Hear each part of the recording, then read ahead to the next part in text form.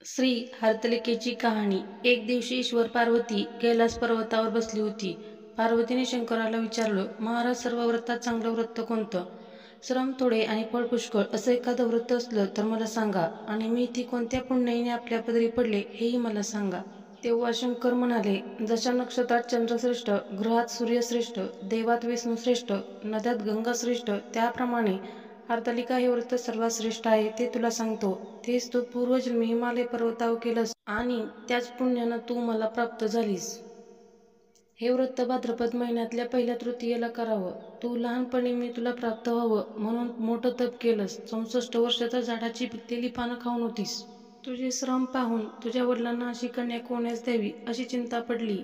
इतक्यात नारद मुनी आले. त्यांची पूजा केली व येण्याचं कारण विचारलं. तेव्हा नारद म्हणाले, तुझी कन्या उपवर झाली आहे, ती विष्णूला द्यावी. त्यांनीच मला तुझीकडे मागणी करण्यास पाठवले आहे. हिमालयाला खूप आनंद झाला. नारद गेल्यानंतर तुझ्या वडिलांनी ही गोष्ट तुला सांगितली. तू रागवलीस. महादेवा वाचून दुसरा पती करायचा नाही हा तुझा निश्चय तू सखीला सांगितला. दोघे अरण्यात आलात.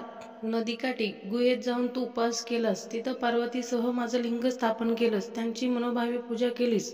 भाद्रपद शुद्ध तृतीयेचा तो दिवस होता. रात्री जागरण केलंस. त्या पुण्यानं इथलं माझं आसन हाडलं. नंतर मी तिथं आलो. तुला दर्शन दिलं. वर मागण्यास सांगितलं. तू म्हणालीस, तुम्ही माझे पती व्हावं एवढीच इच्छा आहे. नंतर या हरतालिकेच्या व्रताचा विधी असा आहे, ज्या ठिकाणी हे व्रत करायचं असेल त्या ठिकाणी तोरण बांधावं. केळीचे खांब, फुले, माळा वगैरे लावून ते स्थळ सुशोभित करावं. रांगोळी घालून पार्वतीसह महादेवाचं लिंग स्थापन करावं. षोडोपचारे त्याची पूजा करून मनोभावे प्रार्थना करावी. नंतर ही कहाणी वाचावी व रात्री जागरण करावं.